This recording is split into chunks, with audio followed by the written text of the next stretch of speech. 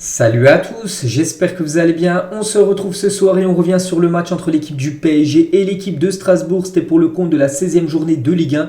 Donc c'était le premier match après la Coupe du Monde. Et ça s'est plutôt bien passé pour le PSG qui s'est imposé 2-1 contre l'équipe de Strasbourg. Mais que ce fut compliqué. Donc le PSG menait 1-0, égalisation. Bon, Marquinhos contre son camp, bon, il n'y peut rien, la balle est déviée. Donc ensuite, gros coup dur pour le PSG parce que Neymar prend un double carton jaune en l'espace de 2 minutes. Et du coup, carton rouge, ce qui veut dire que le PSG a joué plus de 30 minutes avec un joueur en moins. Mais malgré ça, le PSG, avec au mental en gros, est parti quand même aller prendre les 3 points grâce à Kylian Mbappé en toute fin de match. Il obtient le penalty et il tire le penalty transformé par Kylian Mbappé qui en avait marqué 3, des buts sur penalty lors de la finale de la Coupe du Monde, 2 dans le jeu et son tir au but en fin de match. Puis là, il y a de nouveau buteur sur penalty Kylian Mbappé qui donne la victoire au Paris Saint-Germain 2-1. Donc que retenir sur cette rencontre? Pour moi, tout d'abord, le PSG a bien commencé la rencontre. La preuve, regardez, à la 14e minute, Marquinhos a marqué ce premier but. Le PSG vraiment a fait un gros premier quart d'heure. Et après, comme souvent avec l'équipe parisienne, dès que le PSG marque un but, dès que le PSG prend l'avantage par rapport à son adversaire, le PSG s'arrête de jouer. Ça a été le cas ce soir, ça a été le cas aussi de nombreuses fois cette saison. C'est dommage de ne pas essayer d'enfoncer le clou parce que regardez, l'équipe de Strasbourg revient partout. Puis le match est totalement relancé. Il faut essayer vraiment d'enfoncer le clou, en mettre 2, en mettre 3, en mettre 4. Même en première période, il faut pas arrêter de jouer dès que le PSG met seulement un but dans la rencontre. Ça, c'est quelque chose qu'il va falloir absolument changer pour les prochains matchs. Surtout, on pense au match aussi de Ligue des Champions. Sinon, ça a été des vagues, des montagnes russes un petit peu ce soir. Le PSG, des fois, quand ils se mettaient à jouer, c'était danger directement, même avec un joueur en moins. Regardez, ils ont quand même gagné. Bien sûr, cette équipe parisienne se sont créé aussi des grosses occasions. En gros, dès que Marquinhos a marqué ce but contre son camp, malheureusement pour Marquinhos, il n'a pas eu de chance. Ça me fait penser aussi à son but contre son camp qu'il avait marqué avec le Brésil contre la Croatie. Et il avait aussi dévié une balle qui est allée au fond des filets. Ça a été la même chose ce soir.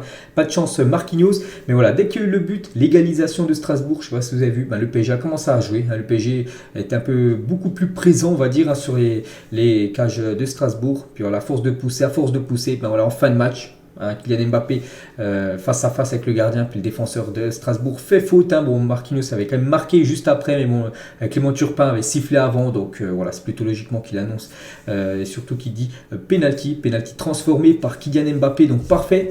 Un petit coup d'œil aux statistiques peut-être pour ceux qui n'ont pas vu le match. Donc les stats, c'est quand même du 71% de possession de balle ce soir pour le PSG, seulement 30 de possession de balle pour l'équipe de Strasbourg. Les tirs, on peut voir un tir de plus comme pour Strasbourg, 10 tirs pour les Strasbourgeois, 9 pour le PSG. Mais sur ces 9 tirs, il y a quand même 6 tirs cadrés, c'est énorme. Ça fait quand même 2 tiers des frappes qui ont été cadrés. Des fois, le PSG, je me souviens, des fois, il y a des stats de plus de 15 tirs, il y a seulement une frappe cadrée. Là, non, il y en a eu 6 quand même ce soir et 2 buts. C'est vrai qu'il y a eu pas mal d'arrêts du gardien Matzel ce soir. Et côté strasbourgeois, c'est 10 tirs, 3 tirs cadrés, 1 but inscrit pour cette équipe de Strasbourg. Un petit coup d'œil très important, par rapport au classement. Alors, le classement, il est là. Donc, c'était la 16e journée. Donc, le PSG, avec cette victoire, reprend quand même le large par rapport à Lens qui sera le futur adversaire du Paris Saint-Germain en fin de semaine. Dimanche soir, le PSG se déplace du côté de Lens. Donc Lens joue son match demain. Donc s'il s'impose, il y aura toujours bien sûr pas mal de points d'écart. Mais si le PSG s'impose contre Lens dimanche, il fera un sacré creux et vraiment un sacré pas vers le titre de la Ligue 1. N'oubliez pas que Lens, dimanche prochain, les gars, ils ont joué tous les matchs qu'ils ont joué à domicile, ils ont tout gagné, même pas un nul, même pas une défaite, ils ont tout gagné. Donc voilà ce qu'attend bien sûr le PSG pour cette rencontre qui se jouera sans Neymar, vu qu'il a pris un carton rouge ce soir, c'est sûr qu'il ne sera pas là dimanche. Du coup le PSG a 44 points, donc c'est quand même un gros début de saison, on va pas se mentir. 16 matchs, 14 victoires, 2 matchs nuls et aucune défaite. Pour l'instant, c'est une copie parfaite, toujours pas de défaite. Ce serait c'est pas un miracle, ce serait vraiment merveilleux de faire une saison sans la moindre défaite, mais on est encore très loin. On est seulement à la 16e journée, il y en a 38. Il reste encore beaucoup de rencontres, mais pour l'instant, c'est très bien ce qu'il donne, ce qu'il montre en Ligue 1. Maintenant, ce qu'on veut, nous, c'est la Ligue des Champions, le 14 février prochain. Mais on aura le temps d'en reparler d'ici là. Surtout, je vais noter maintenant l'équipe du PSG, le 11 de départ. Et on commence comme d'habitude, on commence tout d'abord avec le gardien, puis on va monter au fil de l'équipe au fil du temps. Donc bref, Donnarumma ce soir, moi je lui attribue la note de 6, on peut voir le barème 0 à 10, les notes de l'équipe. Donc pour moi ça mérite une note de 6, match satisfaisant comme j'ai dit. L'équipe de Strasbourg c'est 10 tirs, mais seulement 3 cadrés. Donc en gros il a fait 2 arrêts, il prend un but, bon le but il y peut rien. Et même n'importe quel gardien, que ça soit Courtois, que ça soit Neuer, que ça soit, je sais pas, Edouard Mendy, n'importe quel gardien aurait pris le but parce qu'il est dévié. Lui il avait anticipé, voilà, ça fait but. Sinon bon ça a été un match plutôt tranquille, c'est qu'il y a eu 10 tirs de Strasbourg, mais ouais, il y a eu beaucoup de frappes, quand même plus de 7 tirs qui étaient hors cadre. Donc voilà, Donnarumma pour moi ce soir je mets la note de 6, un match satisfaisant. Voilà, c'est peu compliqué à noter vu qu'il n'a pas eu grand chose à faire. On va parler du jeune parisien, donc plus ça fait plaisir de le voir titulaire.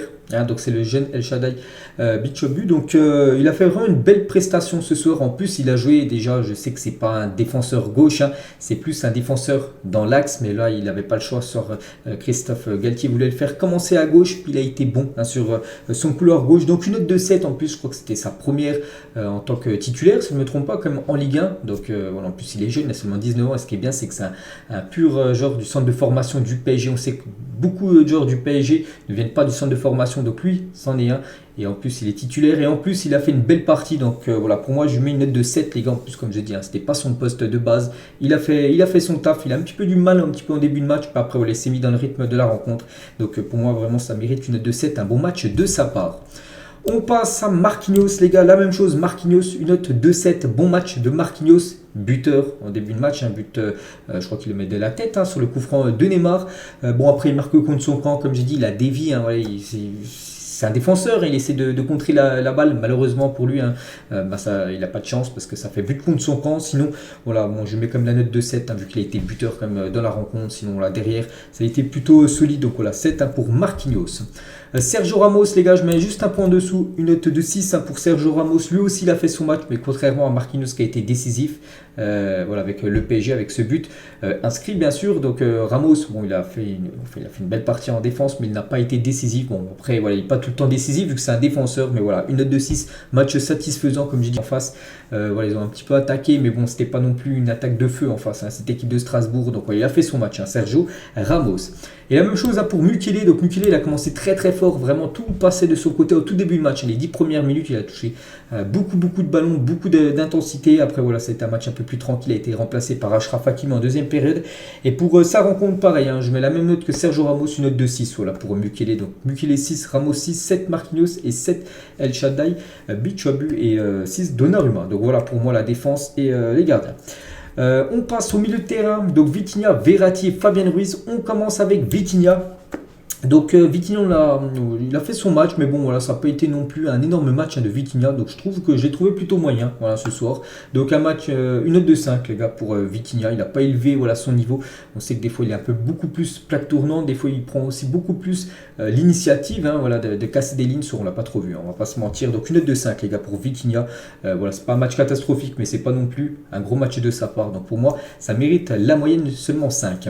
La même chose pour Marco Verratti, qu'on a beaucoup vu. J'ai une petite info concernant Marco Verratti, on a vu avant le match, et c'est officiel, il prolonge jusqu'en 2026 Marco Verratti, que c'est merveilleux. Donc il arrive au club comme à ses 19 ans, s'il va jusqu'à la fin de son contrat en 2026, il aura 33 ans, donc il aura passé plus de 14 ans du côté du PSG. C'est bien évidemment une légende du club, Marco Verratti, et pour sa rencontre ce soir, une note de 5 également pour Marco Verratti. Vous allez me dire, ouais, peut-être t'es un peu méchant par rapport à Verratti parce qu'il a quand même fait son match, mais voilà, Verratti ce soir il a voulu prendre comme souvent beaucoup de risques, puis par exemple le but égalisateur de Marquinhos voilà, contre son camp, ça vient de lui avec une faute stupide, puis même 2 ou 3 fois vraiment, je me souviens aussi en tout début de match où il prend un énorme risque, il a 3-4 mètres de Donnarumma, il veut la sortir tout seul.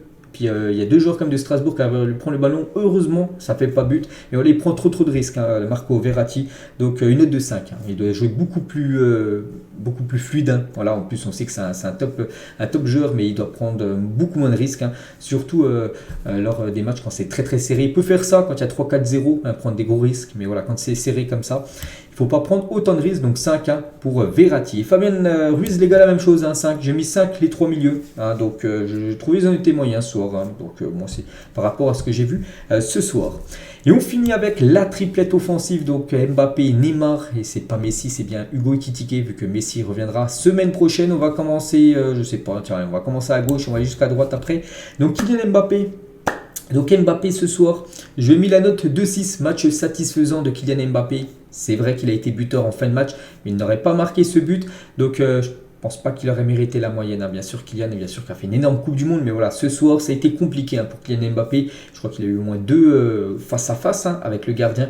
Celle, à chaque fois détourné par le gardien. C'est vraiment dommage. Hein, parce qu'en plus, c'était compliqué à le trouver, hein, Kylian Mbappé. Parce que là, quand même, la défense de Strasbourg, il y avait toujours 2 voire 3 joueurs directement à la culotte hein, sur Mbappé. Mais voilà, les 2 fois où il y a eu le face à face, il n'a pas mis voilà, ses buts. Du coup, il est quand même sauveur en fin de match. Hein, donc c'est pour ça qu'il mérite.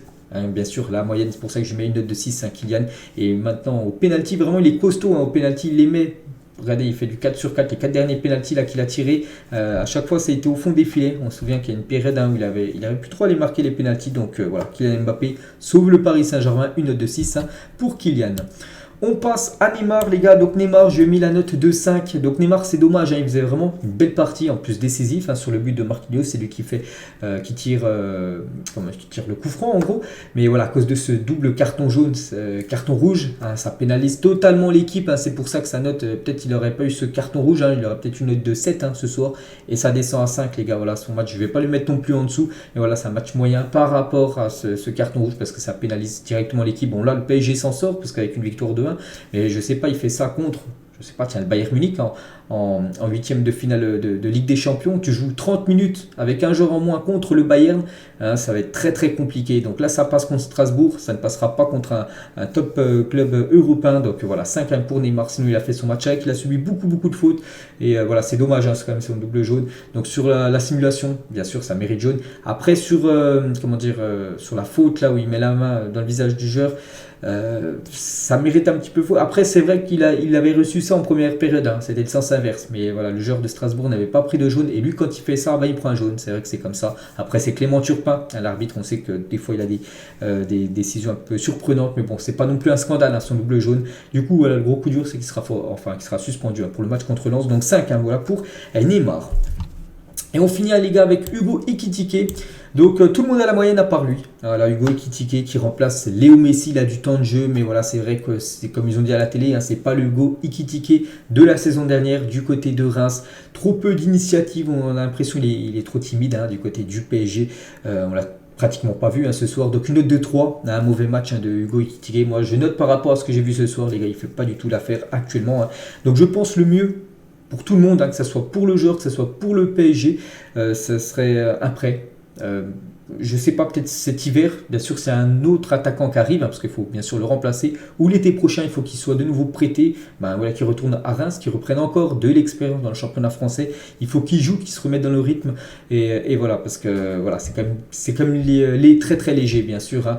Voilà, quand c'est Hugo Ekitike à la place de Léo Messi, hein, bien sûr ça se ressent hein, du côté de l'attaque parisienne. Donc 3 hein, pour Hugo Ekitike qui est le seul qui n'a pas eu la moyenne hein, pour moi ce soir. Sinon tout le monde a la moyenne, et sinon mes deux meilleurs, enfin les deux meilleurs ce soir, je trouve c'est Marquinhos et El Shaddai. Et vraiment pour vous dire un homme du match, tiens, je dirais El Shaddai les gars, même si Mbappé a marqué le but en fin de match, je dirais le jeune parisien, pour moi c'était l'homme du match hein, ce soir lors de cette rencontre. Donc voilà les gars, la fin de cet épisode, j'espère que ça vous a plu. N'hésitez pas à mettre en commentaire hein, ce que vous avez pensé de la rencontre ce soir. Donc nous on se retrouve demain les gars, on reviendra bien sûr sur cette rencontre et sur toutes les autres infos concernant le PSG. Bonne soirée à vous et à demain.